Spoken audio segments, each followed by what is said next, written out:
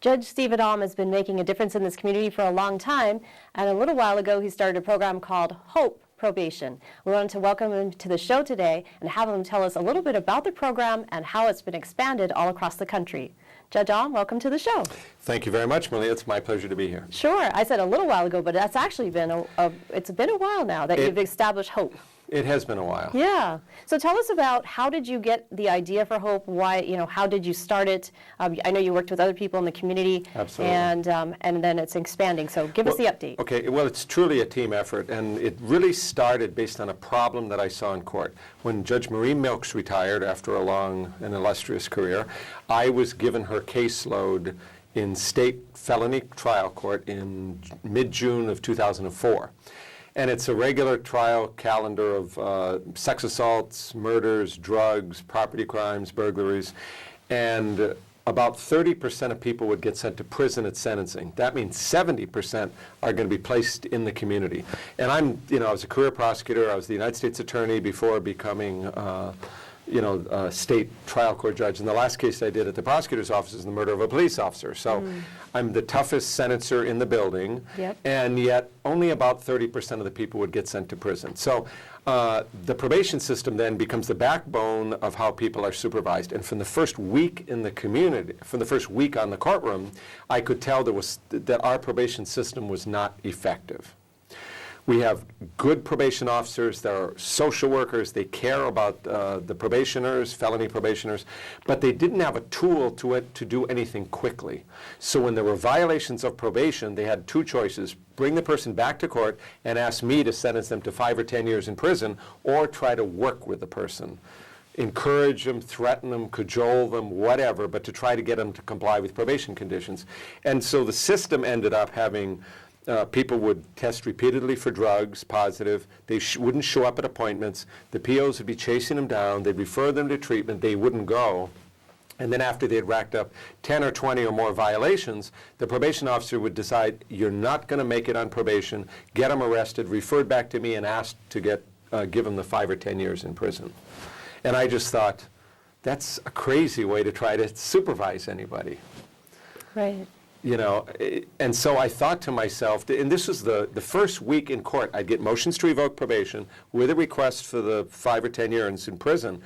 And I thought to myself, what would work to change behavior? And I thought, how was I raised? How was I trained to, how did I raise my wife and I raised our son? And I thought, let's try to bring parenting into the criminal justice system. Because in our family, like most families, you know what the family rules are. If there's misbehavior, there's a consequence immediately. Right. You don't have to wait for all the bureaucracy to kick in. Absolutely. But the parents know, like you say, you do something immediately, whatever the consequences. That's how we were raised. That's how I think any good parent is. And kids need boundaries. They need rules. Well, adults do too. And in a sense, some of these people are like children. I mean, they do keep repeating the same mistakes. And I think a lot of them grew up in families where there wasn't a lot of structure and there wasn't a lot of clear bad behavior consequence. And so they tend to see the world as a random series of events that things just happen to people for no reason. And I thought if we could help them learn to tie together bad behavior with a consequence, they changed their behavior. And that was really the genesis of it. Now, what year was that? That was in 2004. So 2004, and then you got together with some other key people. From probation, prosecutor's office, public defender, the jails, the United States Marshal. I used to be the United States Attorney, so the U.S. Marshal agreed to have his Federal Fugitive Task Force serve the warrants for my courtroom. The public defender said to me, the rules are actually the same. You're just going to enforce each and every one from now on, because the idea was a violation of probation and you go to jail that day or as soon as we can apprehend you. But if you do it swiftly, and certainly I don't think it needed to be severe.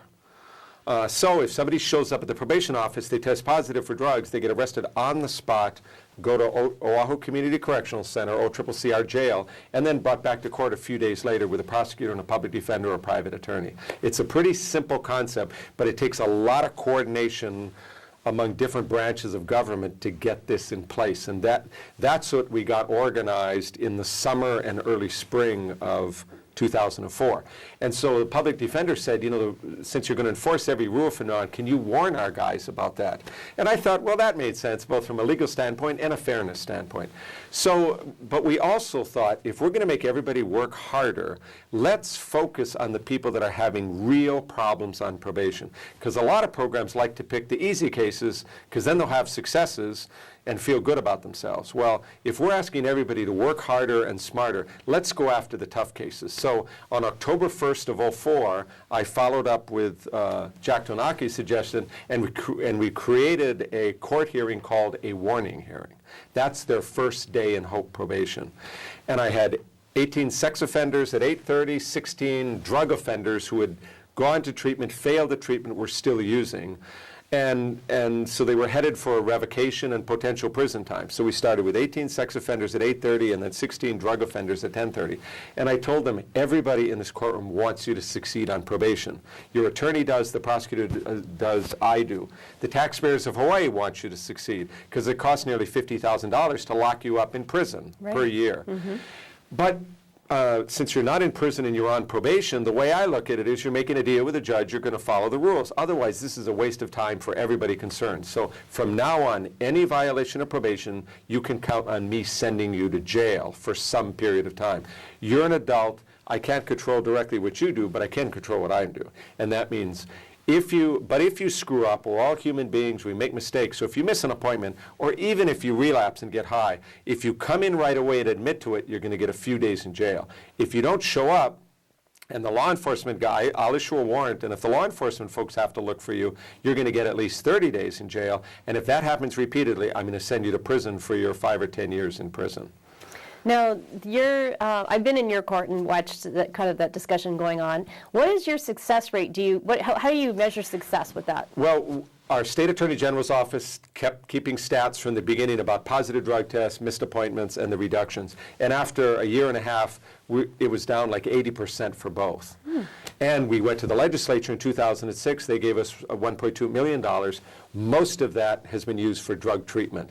One of the very interesting parts of this program, we've discovered most people can stop using drugs without going to treatment. If they know they're going to go to jail every single time they miss an appointment or they test positive for drugs, most of them will just stop using. And the treatment programs in Hawaii, Salvation Army ATS, Hinamauka, Sand Island, Ho'omakeola, they love this program because we are triaging. We're kind of separating out who can stop on their own and who either requests treatment or demonstrates to me they can't stop using. So the Attorney General's office kept stats for the first few years. Then Dr. Angela Hawken from Pepperdine and UCLA came in and did what's called a randomized control trial study. They identified about 500 people in regular probation, average of 16 to 17 prior arrests, all active drug users, mid-30s, violent crime, property crime, drug crime. 2/3 were put in Hope, 1/3 were left on probation as usual. A year later, they looked at the results. The people in Hope tested positive 72% less often, and 60% of our positive drug tests are for meth. That's our biggest problem. They missed appointments 61% less often. But the biggest numbers to me were they were getting arrested for new crimes 55% less often than the control group. They were getting revoked and going to prison 53% less often. And overall, they were going to state prison for 48% fewer days. It was a huge success. Mostly success in this kind of business. If you have a 10% reduction, it's huge. But what we had was much more than that.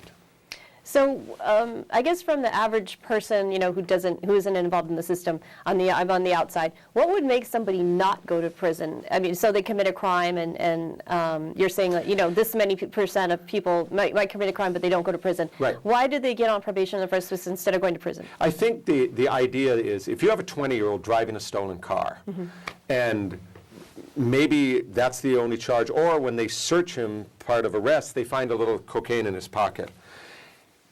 It probably is not a good idea to send that, if that's the person's first felony conviction, probably not a good idea to send him to Halawa prison. He'll probably spend 2 or 3 years there surrounded by criminals, talking to other criminals about what they do and talk about how to break into cars, how to steal from houses, how to pull scams. So when he gets out, When he gets out, he's gonna commit another crime. The prosecutor's office is gonna have to prosecute it. The public defenders will defend it, and it'll come back into court. So I think it's not good for public safety to send a person like that. Now, no question, if somebody is truly violent and dangerous, or they won't stop stealing, they should go to prison. Right. And I've given more consecutive sentences by far, years and years in prison in circuit court than any of the other judges. But that, again, even for me, that's probably 30–35%. Most people, if they don't have an extensive history or their crimes are such that we think you can be supervised successfully in the community, then probation is a better offer. And now we have a way of really supervising people well on probation. Before we go into how HOPE has expanded, can you give us an overview of the prison system here? How many prisoners do we have? What kind of facilities do we have? What's the difference between, say, OCCC and Halava? Okay. Is that okay? Sure.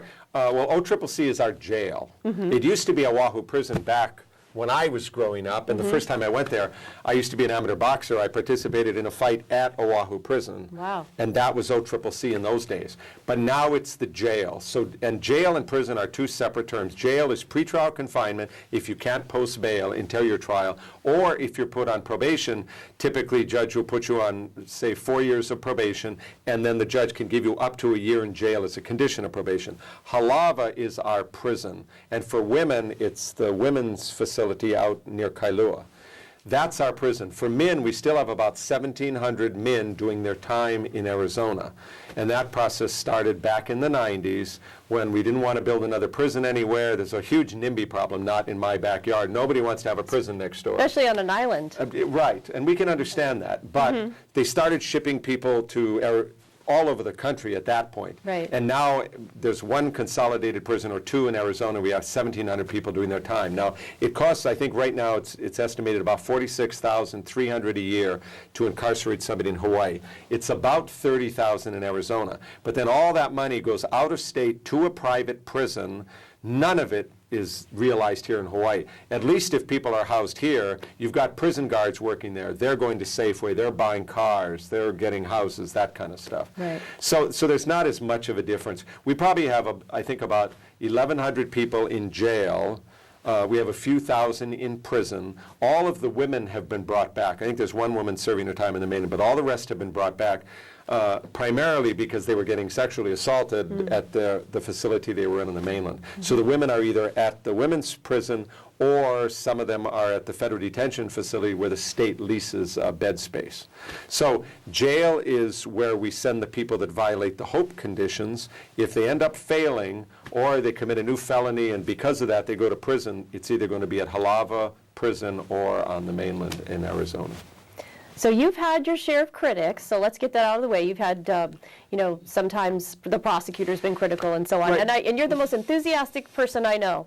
But there's some, conflict in the community. Well, I think when there's been criticism, either somebody just wants to criticize somebody, or they don't really understand the system. Because a judge, as I've said, HOPE or other probation should not be a substitute for prison. Right. The violent and dangerous, or if they won't stop stealing, they need to go to prison. Right. But if they're not in prison, they're going to be put on probation somehow. If they're not in HOPE, they're going to be on probation as usual. And so there's no question, some people in HOPE are going to get charged with new crimes. Yeah. I mean, they're not in front of me for whistling too loud in church, right? They've committed crimes. Right. And if they're not in HOPE, they're going to be on probation as usual. What I think people don't realize is that if they're on probation as usual, the probation officers have caseloads of like 150, and again, no mechanism to do something quickly. Maybe over the years, they thought about sending somebody back to the judge with a motion to revoke probation and requesting prison on 2 dirty urine tests. And a judge would look at that and say, you want me to send this person to prison for 5 years for 2 positive tests. Let's do something else. And before HOPE, there really wasn't a lot. So there has been some criticism, but I found most of it to be misplaced because they really don't understand the program.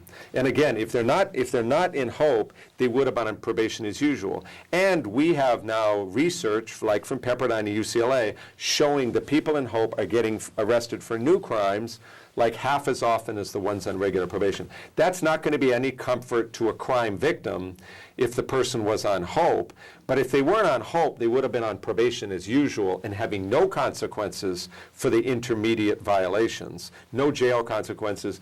And so I think anybody on HOPE who commits a crime would almost certainly have done the same thing on probation as usual, and probably more often and sooner. Now, what about the drug court? What's the difference between drug court and HOPE?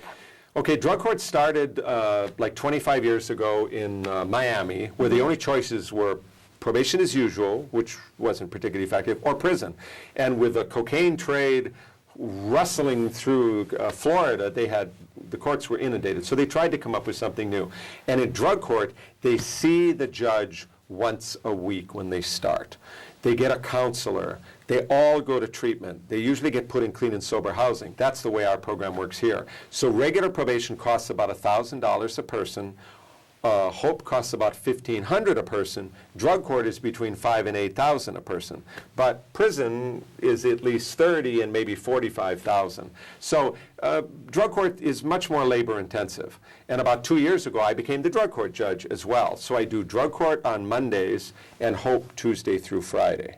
Now, let me just get a feel for your calendar each day. Do you, when it comes to drug court, I mean, do you have dozens of people? Do you have I usually have maybe 40 people coming into drug court, because when they first start, they come to see me every week.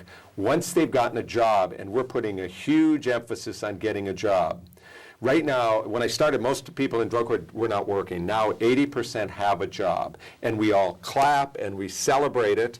And there are a lot of employers that know they have people working for them that are using drugs right now. If they hire a drug court client, we're drug testing them regularly, and they're going to go to jail if they test positive. So at least our folks, and we're talking restaurants all over town, we're talking McDonald's, we're talking Burger King, and I tell people, you know, it doesn't have to be a career, but once you have a job, it's so much easier to get a new job. That's true. So the better they do, and once they get a job, it's every 2 weeks. And as they move through the phases of drug court, it's 3, 4, 5, 6, 7. But what we thought is, when drug courts first started, it made sense to deal with a low-risk population, and the federal government's so afraid of a bad outcome. They put all these restrictions on who can go into drug court at the beginning, and then I think the drug courts kind of stick with that. But at the beginning, it was for people with their first brush with the criminal justice system. Let's help them succeed. Let's help them stay drug-free, and maybe they won't move further in the system, which made a lot of sense back then. But in the meantime, there has really been a revolution in the criminal justice system, applying evidence-based practices, some of it sounding very commonsensical, like you should focus your resources on the people that are having the most problems, because then you get the most return on your buck. So that's who we're focusing on in drug court. If people have been on probation for a while, if they run away repeatedly, I send them to prison. If they're having problems, they're still using, they've gone to treatment, they're still having trouble, they become the perfect candidates for drug court. And so drug court is more of a review hearing every Monday morning. And anybody is invited to come. These are open courtrooms. We're at 777 Punch Bowl, 3rd floor, Diamond Head End.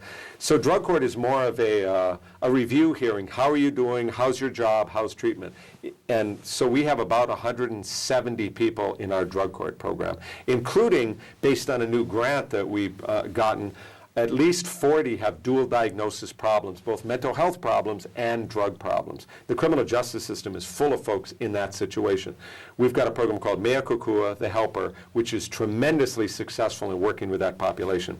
In HOPE, on the other hand, I only see them in court if they have violated a condition of probation. Otherwise, I don't see them. They work with a probation officer. And now I supervise just under 2,000 people in HOPE. So it's about 170 in drug court, about 2,000 in HOPE. Mm-hmm. And at the last drug court graduation, at the end of January, we had 23 graduates, and 8 had come from HOPE. Mm-hmm. We're having problems, but weren't running away repeatedly, and we gave them a chance in drug court. Now they're working full-time, they're paying taxes, they paid their restitution, and we're not spending $46,000 a year to lock them up in prison. It's a tremendously successful, not merging, but figuring out a triage, a continuum, regular probation for the folks that probation as usual for the folks that are probably likely to succeed. I wrote an article about this and kind of analogized the courthouse to a hospital. Regular probation is the outpatient clinic. HOPE is all the wards. That means the drug court is the ICU. And in the past, the drug court has been, our ICU was full of broken legs. And guess what? They're going to do okay. But they do okay in the wards. Let's save the best we have to offer, which is the drug court, the most expensive program. Let's save that for the people that are still using, are having trouble stopping, but aren't committing new crimes, aren't running away. Right. So now HOPE is expanding. It's been expanding. Right. Tell us about some of the states that have taken it on, and it's also expanding throughout this state, right? Right. And Chief Justice Moon was a big HOPE supporter. Chief Justice Rechtenwald, head of the Supreme Court Justice, Chief Justice. So now HOPE is in all counties, Kauai, Maui, on both sides of the Big Island. The first state to do it was Alaska. Then Arizona got on board. They've got 5 programs, including 2 with juveniles. We have programs in California. We have programs in Indiana. It's up to 16 states at the moment having more than 40 locations. And as of this past year, Washington State has put their entire high-risk probation and parole system with their HOPE program.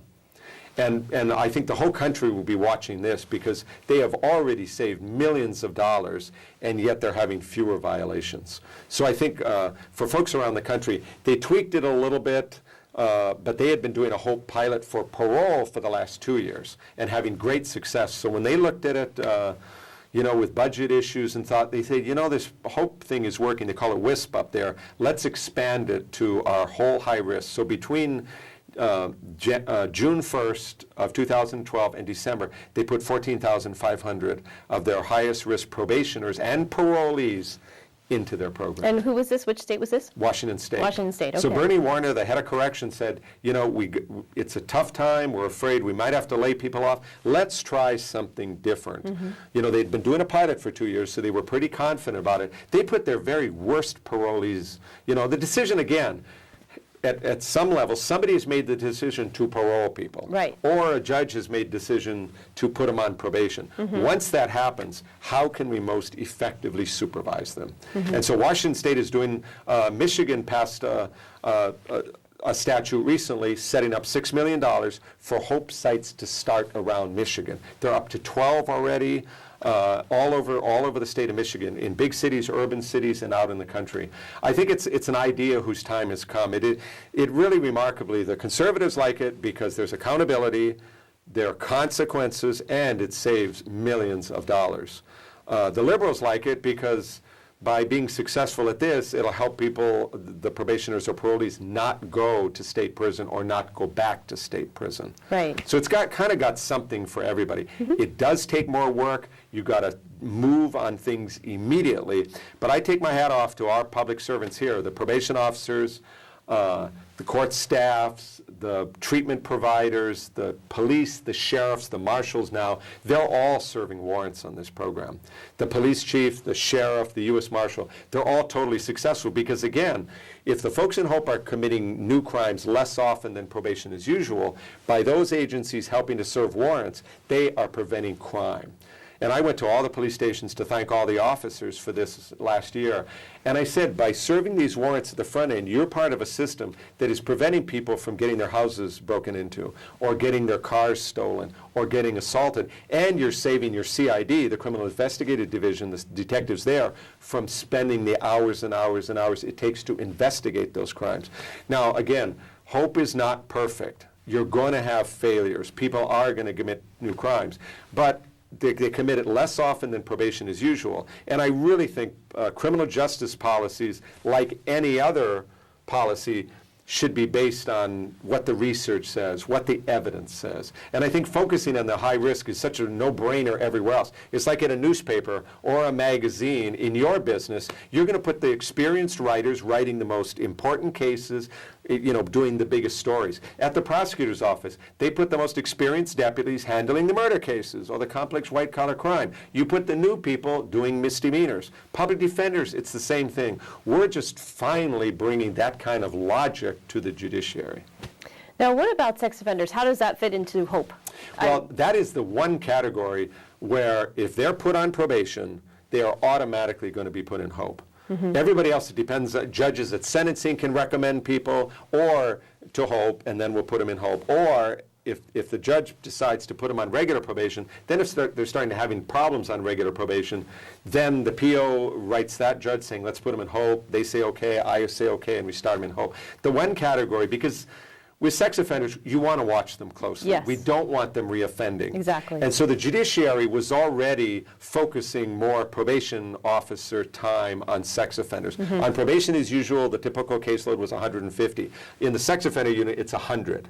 And so we thought, let's put them all in HOPE. So again, in a number of those cases, most sex offenses are committed by somebody known to the victim. Yes. Mother's boyfriend, family members, the like uncle, grandpa, whatever.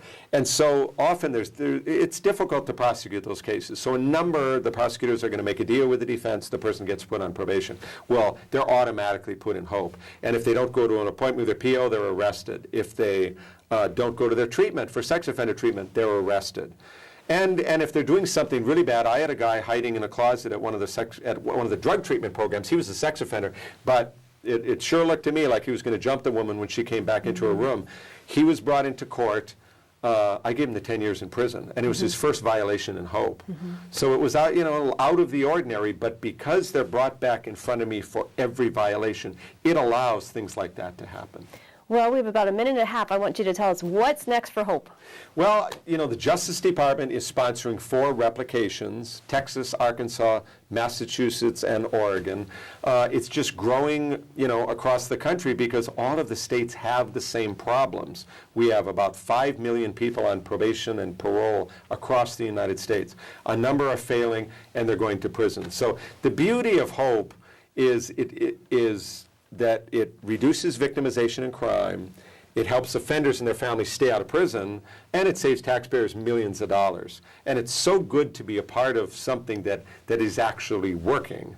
I get phone calls all the time from the mainland. I think this has the potential to change the way we do pretrial when people are monitored before their trial, probation and parole. And I think there's an even money chance it'll go across the country. I think you should have gotten a licensing fee. You need a business manager to help you. I know. We're just doing this. My goodness, you could have gotten a commission. And what's fun, and retired. What I find funny, I did get a call from a Hollywood producer saying, we want to do a night court. We want you to be the judge. That would be fun. I said, why don't you do day stuff? I said, I'd have to give up my job. No, you can't do that. It's got to be at night, edgy and stuff. Oh, my gosh. I said, sorry, I'll pass. Oh, we could have been the next Judge Judy. Oh.